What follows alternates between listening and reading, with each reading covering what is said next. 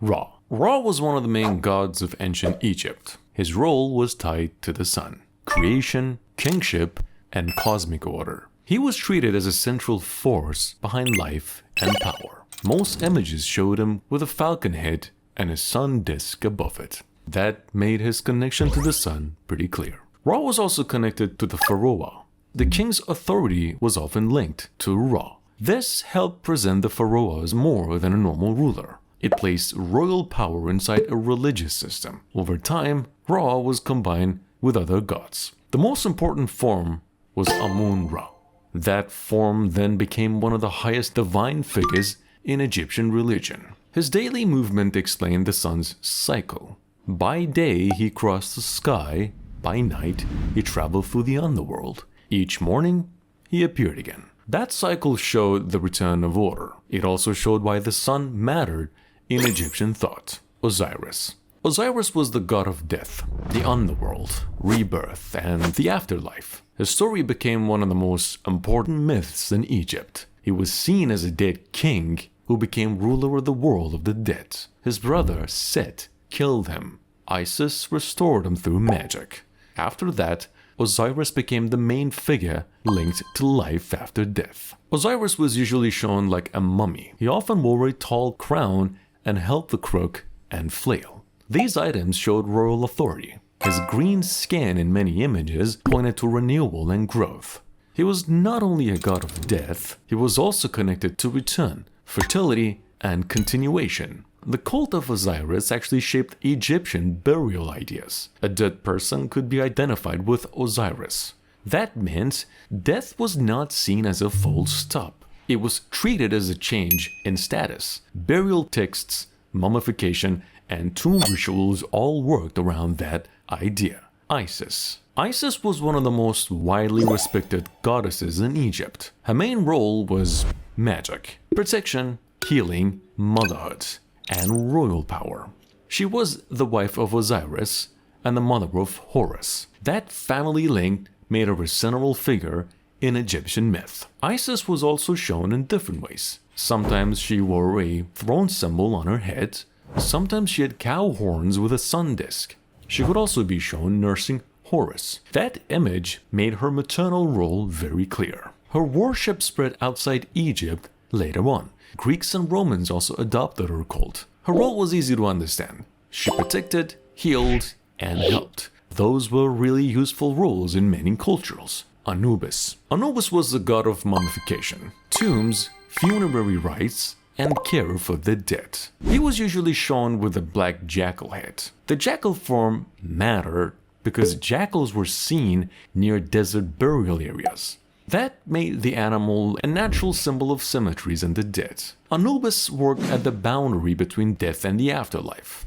His job was not mainly to rule the dead, his job was to prepare and protect them. He was connected to embalming and the preservation of the body. This also mattered because the body had to remain usable for the afterlife. He also appeared in the weighting of the heart. In that scene, the heart of the dead person was weighted against a feather of Ma'at.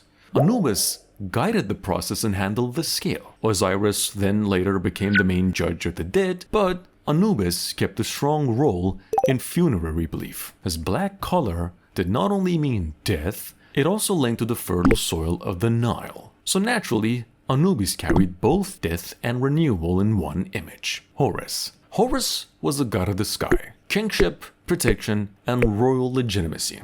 He was usually shown with a falcon head. His eyes were linked to the sun and the moon.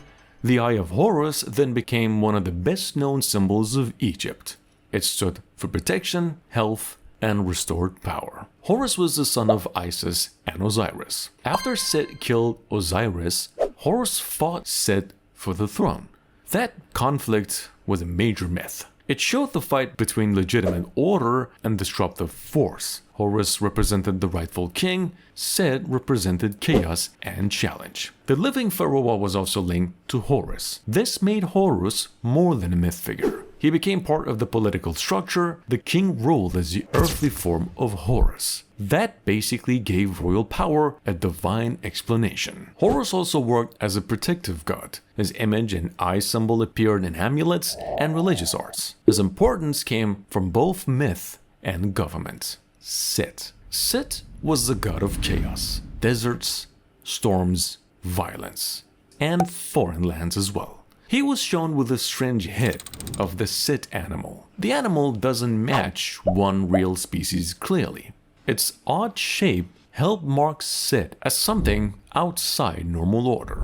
Set is best known for killing Osiris. That basically made him the main enemy in the Osiris myth. He then fought Horus for control of Egypt. In that story, Set stands for disorder and unusable power. Horus, on the other hand, stands for rightful rule. But Set was not always only evil. His role changed across Egyptian history. In some traditions, he protected Ra during the sun god's night journey. He fought dangerous forces that threatened the solar boat. That basically gave him a useful role. He was dangerous, but he could also be used against worse dangers. Set was strongly linked to the desert. The desert was risky, it was dry, and hard to control. It was also part of Egypt's world. This made Set a god of hostile forces that could not simply be ignored. Thoth. Thoth was the god of writing, knowledge, calculation, time, magic, and judgment.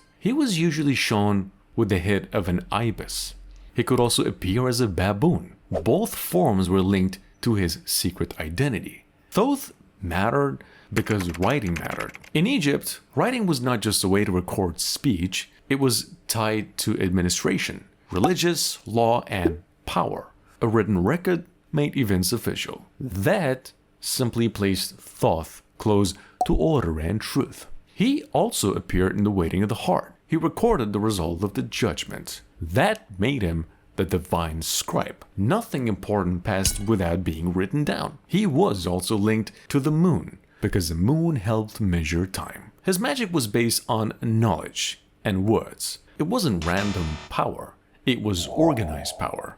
In myths, he often acted as a mediator between gods. He helped settle disputes and restore balance. Thoth was the god of exact information, correct speech, and recorded order. Bastet. Bastet was the goddess of cats, home, protection, woman, joy, and sometimes fertility. Her image also changed over time. Earlier forms could be more fierce. Later forms became softer and more domestic. She was usually shown as a cat-headed woman or simply as a cat. Cats were important in Egyptian daily life. They protected food stores by killing pests. They lived close to houses. That made them useful and familiar. Bastet took that particular role and turned it into a divine role. She protected the home and family space. Bastet wasn't weak. Like many Egyptian goddesses, she had a double side. She could be gentle, but she could also be very dangerous. That made her different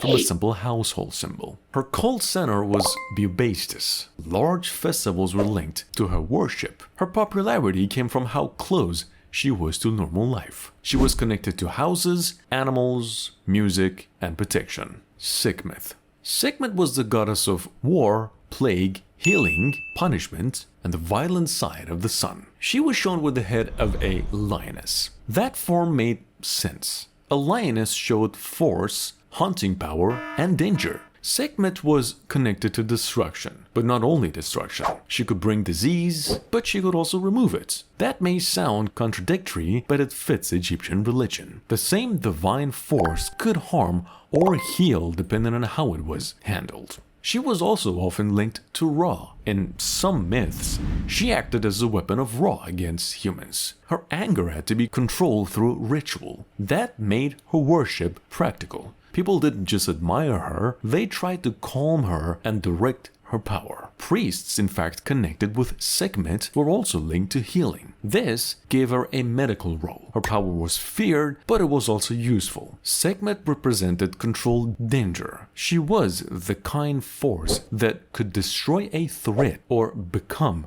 that threat.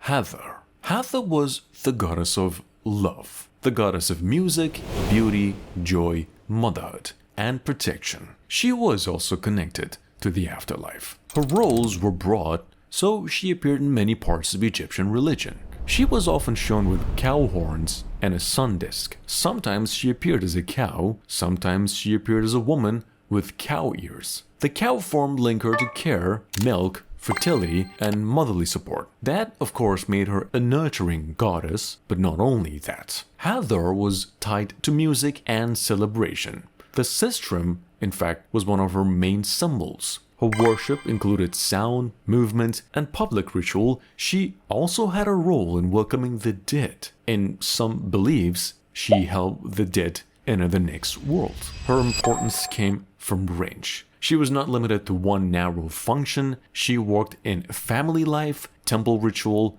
joy, sexuality, death, and protection. That made Hathor one of the most flexible and widely used goddesses in Egypt.